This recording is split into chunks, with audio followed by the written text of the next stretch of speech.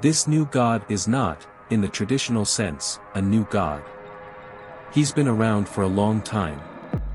His description and personality have been cloaked in mystery, which is why people don't easily recognize him despite the fact that they revere and use him on a daily basis. He is considered to be the one who makes the globe go round and is in charge of all of the world's economies. In reality, no one can survive successfully in this world today without his assistance. Everyone adores him, both the good and the terrible. Today, the world is dominated by a small elite clique that has gradually consolidated this god's power and wealth in their own hands.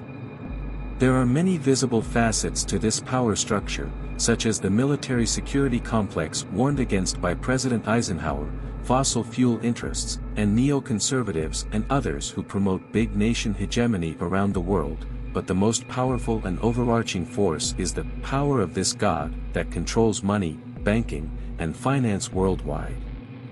It is apparent that those who manage the generation and distribution of money through the banking system have nearly total control over society.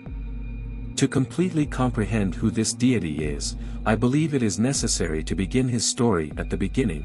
A form emerged from the shadows fashioned from greedy imaginations in the sacred halls of the celestial realm, where whispers of divine intent resounded like ethereal tunes.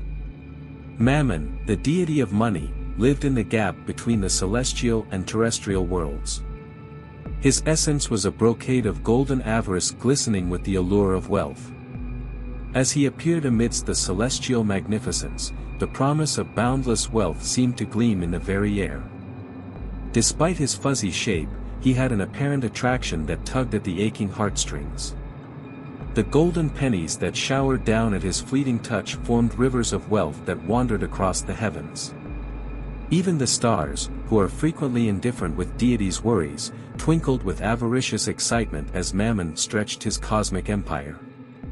Mammon's influence on the mortal world was audible but subtle.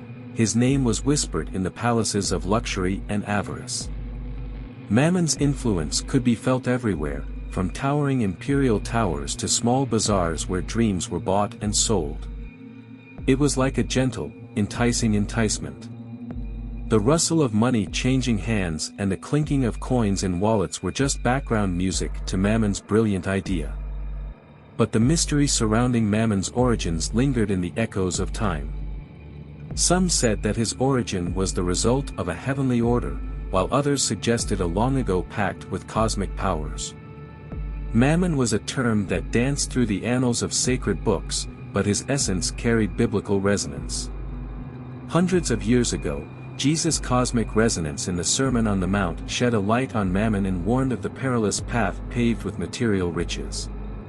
The Gospel of Luke added to the cautionary narrative by depicting Mammon as a divinity whose allure masked the hazardous slide into moral degradation. Medieval writers created tales of Mammon as an evil monster, a deity whose devotion led men down a dangerous abyss, using quills steeped in both ink and heavenly fear. At a time when the pursuit of riches was viewed as a dance with malevolence, Mammon became the epitome of that seductive temptation, a whispering phantom urging people to barter virtue for the sparkle of gold.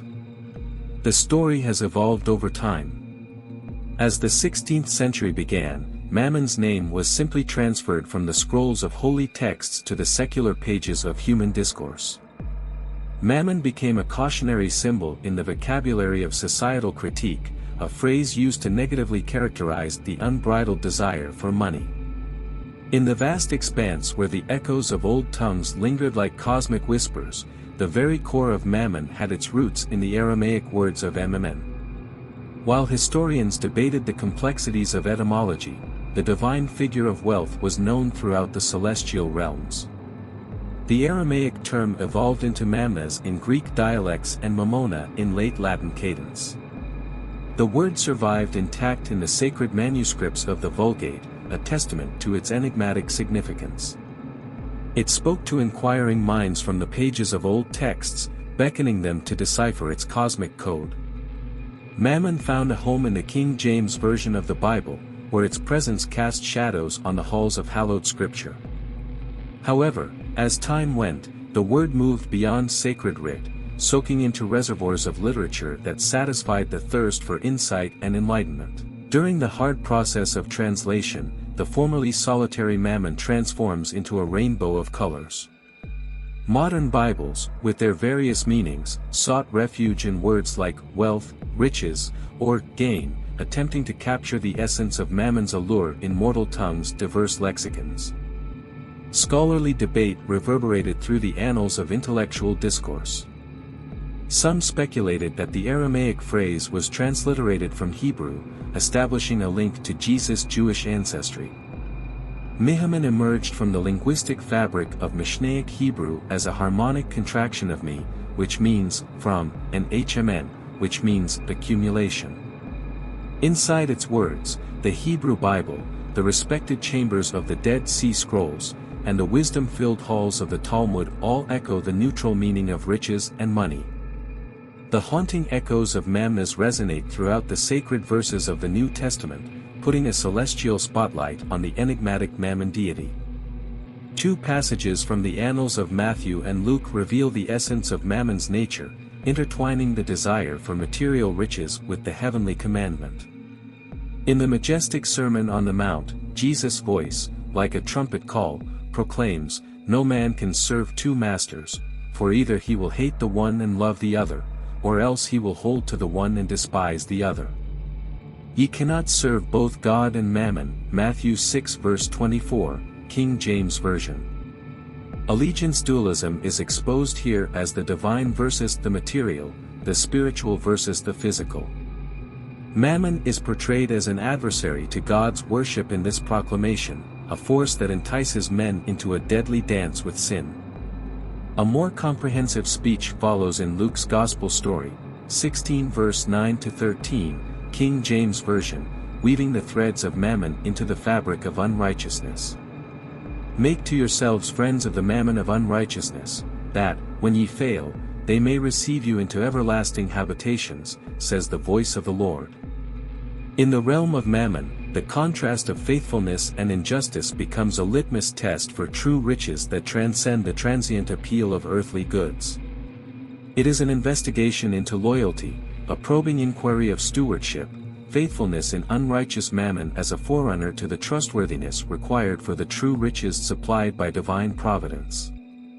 With the passage of time, the once abstract concept of Mammon began to weave itself into the colorful design of art and literature, taking on physical forms that corresponded to shifting perceptions of wealth and avarice.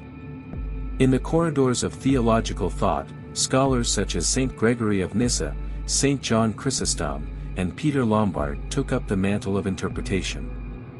Mammon, long an enigmatic idea, was transformed into a monster in the minds of these medieval luminaries, an evil spirit lurking in the shadows of greed. In the great plan of theological taxonomy, where archdemons were assigned to preside over the deadly sins, Mammon ascended to the throne as the demonic king of avarice.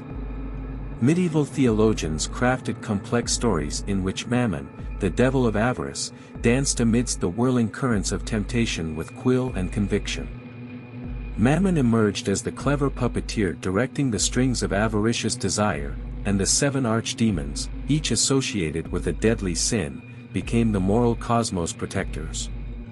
In the realms of artistic expression, Mammon's face took on many various forms. At times, he was the demon lurking in the shadows, whispering temptations, and at others, he was Plutus, the Greek god of prosperity. Mammon took on the role of the seductive deity in this avatar, his seduction akin to the siren's song that seduced mortals into the deadly embrace of luxury. Literary works functioned as canvases for Mammon's identity formation. The Alchemist, by Ben Jonson, depicted Mammon as the all-powerful force fueling the alchemical quest for money.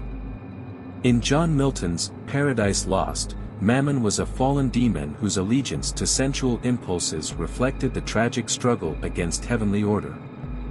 Edmund Spenser created allegorical tales in The Faerie Queene, in which Mammon embodied the vices that sought to entrap good knights.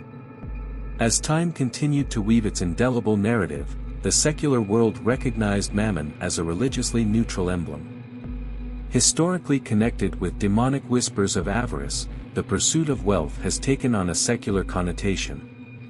Mammon became a metaphor for an all-consuming thirst for wealth, and it was widely employed in critiques of capitalism and the moral repercussions of excessive economic accumulation.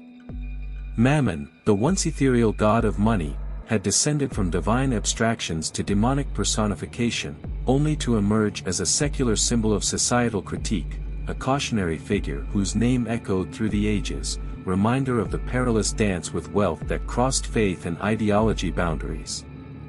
I appreciate your viewing.